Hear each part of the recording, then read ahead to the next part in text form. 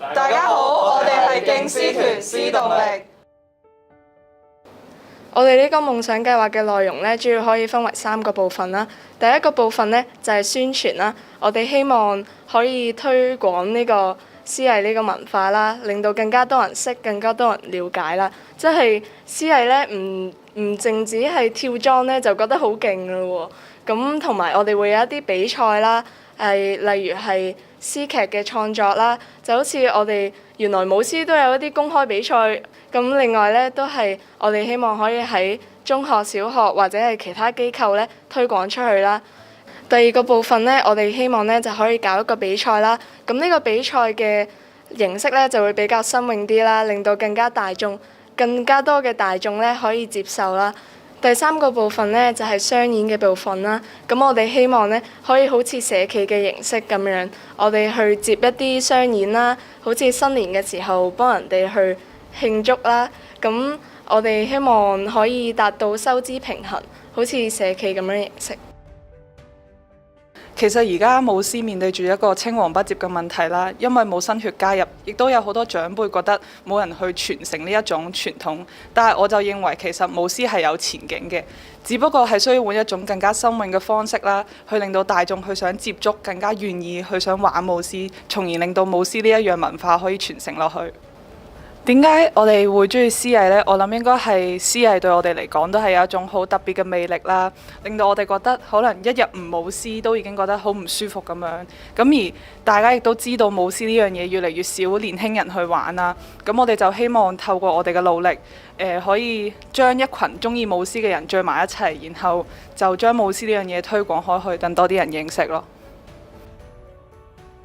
靈感嘅來源呢，平時都係嚟自一啲比較傳統嘅故事啦，就好似三國時期嘅打鬥嘅情節，我哋就會喺比賽呈現出嚟啦。但係其實我哋而家已經嘗試緊用一啲比較創新、比較現代嘅故事啦，就好似我哋之前用嘅獅子王一樣啦。我哋會用中間其中一啲情節嚟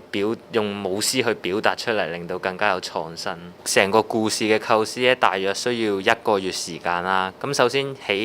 一開始嘅時候，我哋會諗咗用啲咩故事去表達啦，同埋我哋想表達啲咩啦。之後我哋就會諗下啲道具點樣可以模擬到嗰個成個狀況出嚟啦，即係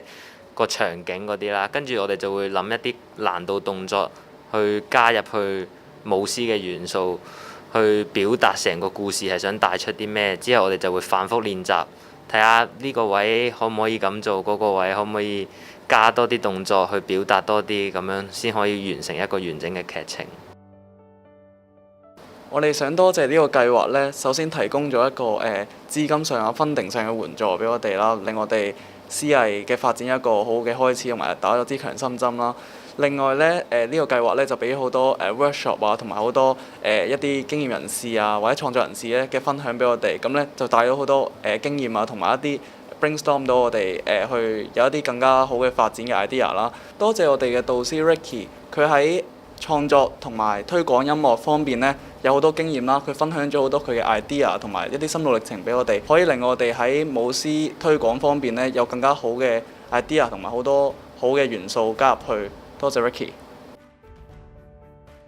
我哋而家咧就開始咗屬於我哋自己嘅公司啦，亦都製作咗我哋自己嘅 logo。但係就係因為疫情嘅關係，我哋暫時就未去到推廣嘅呢一個部分啦。但係希望短期內等疫情好返少少嘅時候，我哋就可以去到唔同嘅中學去到做呢個推廣啦。而長期方面，我哋就希望等我哋推廣完成之後，就可以搞一個比賽，揾啲志同道合嘅朋友一齊去做一個比賽咁樣。咁其實就音樂同埋競獅咧都係一種藝術嚟嘅。咁我覺得其實不論係喺外邊表演音樂或者係表演競獅咧，都好需要到有個機會啦。咁同時間咧，亦都會好需要人哋認識呢個。咁所以咧，就喺音樂方面嘅一啲經驗咧，都可以係應用喺即係競獅嘅活動方面咯。我希望咧喺嚟緊嘅日子，可以大家一齊為競獅呢個運動咧，係爭取成為一種我哋嘅藝術，